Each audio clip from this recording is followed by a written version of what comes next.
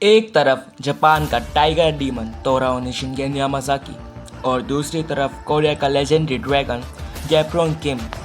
दोनों अपने जनरेशन्स के मॉन्स्टर थे, लेकिन सवाल ये है जब इन दोनों के बीच क्लैश हुआ था आखिर जीता कौन था और गैप्रोंग ने उस आदमी को कैसे हराया जिससे पूरा यामाजाकी सिंडिकेट मॉन्स्टर मानता था। लुकिज्म के हिस्ट्री में बहुत सारे लेजेंडरी फाइट्स हुई, लेकिन शिनगेन यामाजाकी वर्सेस गैप्रोंग की मिस्टीरियस बैटल थी। पीटीजे ने हमें पूरी फाइट्स नहीं दिखाई, लेकिन जितने हिंट्स मिलते हैं उनसे एक डेंजरस थ्योरी बनती है। सबसे पहले समझते हैं शिनगेन यामाजाकी को। ये कोई नॉर्मल फाइटर नहीं था। इस आदमी ने पूरी यामाजाकी सिंडिकेट को लीड किया था और उसके पास कॉन्फिडेंशियल यूआई था।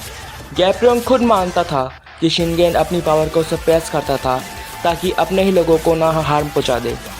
यानी इमेजिन करो गन पार्क अपने प्राइम से भी ऊपर चला जाए तो शायद हमें शिनगेन की थोड़ी सी झलक देखने को मिल सकती है।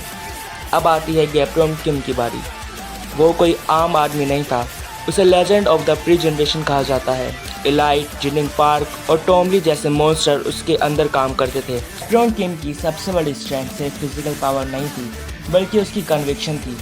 जब दूसरे लोग ताकत पर और टेक्निक्स पर डिपेंड करते थे, गैप्रोंग इम्पॉसिबल सिचुएशंस को विल पावर से कम करता था। अब है असली थ्योरी। मेरा मानना है कि फाइट्स के स्टार्टिंग में शिनगेन डोमिनेट कर रहा था। उसका अल्ट्रा इंस्टिंक्ट, उसकी रो स्ट्रेंथ, उसका मॉन्स्टर फिजिक फीस्ट गैंग के लिए एक नाइटमेयर था।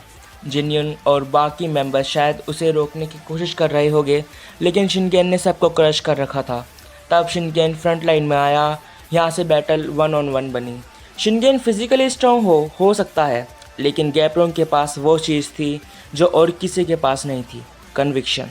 के अकॉर्डिंग गैप्रोंग ने शिनगेन यामाजाकी को पावर से नहीं बल्कि आइडियोलॉजी से हराया था।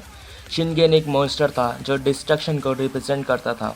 जब फाइट पीक पर पहुंची होगी, गैप्रोंग ने अपनी लिमिट्स क्रॉस करी होगी और वही मोमेंट था गैप्रोंग की अवेकनिंग का। जैसे डिफीट के बाद शिनगेन डिप्रेशन में चला गया था। उसकी हार सिर्फ फिजिकली नहीं थी, उसका कॉन्फिडेंस और उसका प्राइड और उसकी आइडेंटिटी सब टूट गई थी। तो मेरी थ्योरी में विनर गैप है, लेकिन एक्सट्रीम डिफिकल्टी के साथ।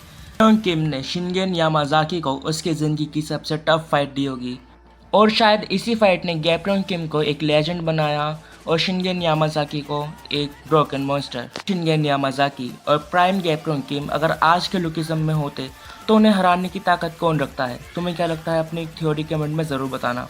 तब तक मैं मिलूंगा नेक्स्ट वीडियो के लिए। तब तक सायोनारा।